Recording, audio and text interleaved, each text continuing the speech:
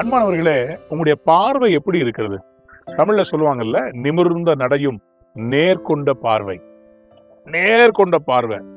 மனிதர்களாகிய நாம் கண் இமைக்கிறோம், கண்களை மூடி திறக்கிறோம். ஒரு மினிட்டுக்கு இத்தனை முறை நம்ம கண்களை மூடி நம்முடைய இமைகள் மூடி திறக்கிறது. அது மூடி திறக்கும் போது நம்முடைய லென்ஸ, நம்முடைய கண்ணுல இருக்கிற அழுக்கு அது கிளீன் பண்ணுகிறது. ஆனா உங்களுக்கு ஒண்ணு தெரியுமா? உயரமா பறக்கிற அந்த கழுகு இருக்கு பாத்தீங்களா, அது கண் இமைக்கிறது இல்ல. அதனுடைய கண்கள் எப்படி இருக்குதுன்னு சொல்லி ஆராய்ச்சியாளர்கள் ஆராய்ச்சி பண்ணி பார்த்தாங்க. பாருங்களேன், ஒரு ஹை ஸ்பீட் கேமராவில் இந்த கழுக உட்கார வச்சு அந்த கழுகுனுடைய கண்களை அவங்க ரெக்கார்ட் பண்ணும்போது அந்த கழுகு கண் சிமிட்டுவதில்லை, இமைகளை மூடி திறப்பதில்லை. மாறாக அதனுடைய கண்களிலேயே ஒரு மெம்பரேன் ஒண்ணு வச்சிருக்குதுங்க. அந்த மெம்பரேன் அழகா அதனுடைய கருவிழியை மூடி திறக்கிறத பாருங்க. அது ஏன் இவ்வளவு ஃபாஸ்டா அதை பண்ணுகிறதுனா, எதுக்காக கண்ணை மூடுறது இல்லைன்னா, கழுகு உயரமா பறந்து அங்கிருந்து தன்னுடைய டார்கெட்டை நோக்கி வரும்போது அது கொஞ்சம் அந்த கண் இமைக்கிற நேரத்துல கூட ஒரு விமானத்துல மோதிரலாம், மலையில மோதிரலாம். அதனுடைய ஸ்பீட் அவ்வளவு ஹைங்க. அதனால it cannot afford to make mistakes. இன்னைக்கு நம்ம ஊர்ல பிரச்சனை என்னன்னு சொன்னா, பூனை கண்ணை முடிச்சுன்னா உலகமே இருந்துருச்சுன்னு சொல்ற மாதிரி நிறைய பேர் இன்னைக்கு கண்ணை மூடி திறந்துகிட்டு இருக்கிறோம். நம்முடைய கண்கள்ல ஒரு தெளிவு இல்லை. நம்முடைய கண்கள் இருக்கிற சில அழுக்க நம்ம எடுக்கிறது கிடையாது. இன்னொருத்தன் கண்ணுல இருக்கிற ஒரு சின்ன துரும்ப பார்த்துக்கிட்டு இருக்கிறோம். நம்ம கண்ணுல இருக்கிற பெரிய உத்திரத்தை, அதாவது வீடு கட்டுறதுக்கு வச்சுக்காங்களே, அந்த கட்டையை தூக்கி போடுறது இல்லை. உங்களுடைய கண்கள் எப்படி இருக்கிறது? Are you focused on your job?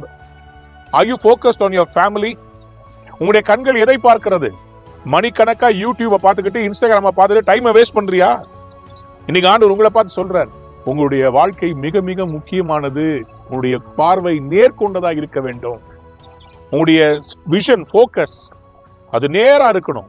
உங்களுடைய விஷன் எப்படி இருக்கணும்னா, கார் ஓட்டும் போது கார்ல முன்னாடி இருக்கிற அந்த கிளாஸை பார்க்கணும். ரியர் வியூ மிரரையே பார்த்துட்டு போயிட்டு இருக்க கூடாது. ரியர் வியூ மிரர் அப்பப்போ செக் பண்ணலாம். யாராவது ஹார்ன் அடிச்சாங்கன்னா பின்னாடி யார் வர்றது, ரைட் வாங்கணுமா, ரியர் வியூ மிரர் பார்க்கலாம்.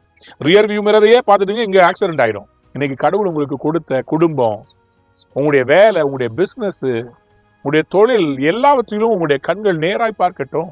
நீதிமொழிகளின் புத்தகம் 4ஆம் அதிகாரம் 25ஆம் வசனம், உன் கண்கள் நேராய் நோக்க கடவது, உன் கண் இமைகள் உனக்கு முன்னே செவ்வையாய் பார்க்க கடவது. எதுக்காக இந்த கண் இமைகளை குறிச்சு கூட கடவுள் சொல்றார்? ஏன்னா நேரா பார்க்கணும், செவ்வையாய் பார்க்கணும். It has to be straight and it has to be focused. ரெண்டும் ரொம்ப முக்கியம். இன்னைக்கு கடவுள் உங்களுக்கு கொடுக்க போகிற அந்த தரிசனத்தை நேரா பாருங்க. நீங்க கடவுள் உங்களுக்கு கொடுக்கிற சேலஞ்சஸை ஃபோக்கஸ்டா பாருங்க. நீங்க நிச்சயமா ஜெயிக்க போறீங்க. God is going to give you a vision which is not a vision that is distracted. As the Lord has empowered an eagle to have a membrane to clear its eyes, God is going to give you a special provision. நீங்க நேரா பார்க்க போறீங்க, சிகரங்களை பிடிக்க போறீங்க. கடவுள் உங்களோட இருக்கிறார். God is going to exalt you. Have a wonderful day. Ciao.